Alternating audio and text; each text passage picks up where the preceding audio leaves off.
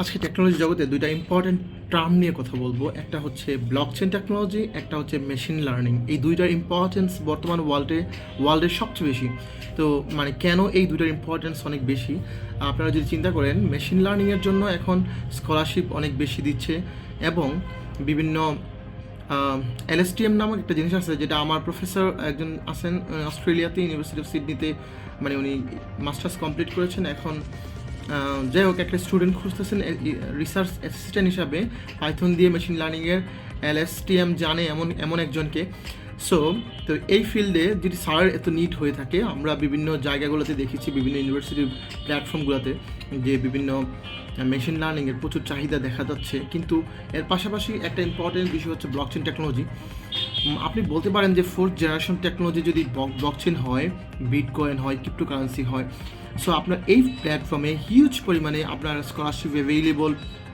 Upcoming ফিউচারের যতগুলা 30 years you can survive in your job field and something like that. But most importantly একটা জিনিস এটা হচ্ছে যে আপনারা যদি মোস্ট অ্যাডভান্স টেকনোলজিগুলোর দিকে অগ্রসর হতে থাকেন, এবং এমন না যে মোটামুটি জানেন এমন কিছু না, আপনি যেই ফিল্ডে কাজ করবেন আপনি ওই টেকনোলজির উপরে আরও বেসিক অ্যাডভান্স আইডিয়া নিতে থাকেন এবং আরও অনেকগুলা ক্রাইটেরিয়া সিস্টেমগুলো দেখতে থাকেন, এবং আপনি চেষ্টা করেন ওই স্কিলটা ফুলফিল হয় কি না, এবং ওই স্কিলের ওই স্কিল রিলেটেড আরও ভালো নলেজ রাখার জন্য ডেভেলপমেন্ট ফিল্ডে।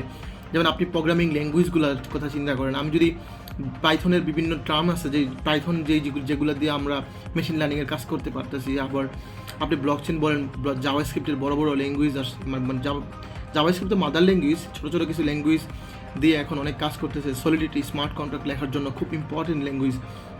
সো আপনারা যদি এই ফিল্ডগুলোতে কাজ করেন, এই ফিল্ডগুলো নিয়ে অ্যানালাইসিস করেন, ইউনিভার্সিটি থাকা অবস্থায় আপনারা ইউনিভার্সিটি স্টাডিতে হাফ সময় দিলেন, অথবা ইউনিভার্সিটি স্টাডিতে আপনার যতটুকু সময় লাগে অতটুকু দিলেন, পরবর্তী সময়টাকে আপনি ওই স্কিলের কাজগুলো লাগান, পাবলিকেশনে আপনি যেই ফিল্ডে স্পেশাল হবেন ওই ফিল্ডের পাবলিকেশনে কাজে লাগান। এটা সত্যি সত্যি অনেক ইম্পর্টেন্স একটা রোল ক্রিয়েট করবে আপনার ফিউচারের জন্য।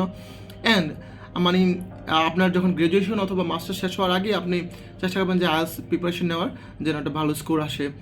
সো এই ফিল্ডগুলো যদি আপনারা কোপ আপ করতে পারেন, আমি মনে করি যে স্টুডেন্ট লাইফে ব্যাচেলার অথবা মাস্টার্সের জন্য, অ্যাটলিস্ট ব্যাচেলার স্টুডেন্টদের জন্য এটা অনেক ইম্পর্টেন্ট একটা রুল ক্রিয়েট করবে। তো আমি মনে করি যে আপনারা স্পেশালি মেশিন লার্নিং এবং ব্লকচেনগুলোর দিকে বেশি বেশি ফোকাস করেন, ল্যাঙ্গুয়েজগুলো বোঝার চেষ্টা করেন, অ্যালগোরিদম বুঝেন, তারপরে পেপার পাবলিকেশনে ট্রাই করেন, ডেভেলপমেন্টে দিয়ে ফোকাস হন। আপনি আপনার ফিউচার নিয়ে টেনশন করা লাগবে না, আমি এটা আশা করা যাচ্ছে।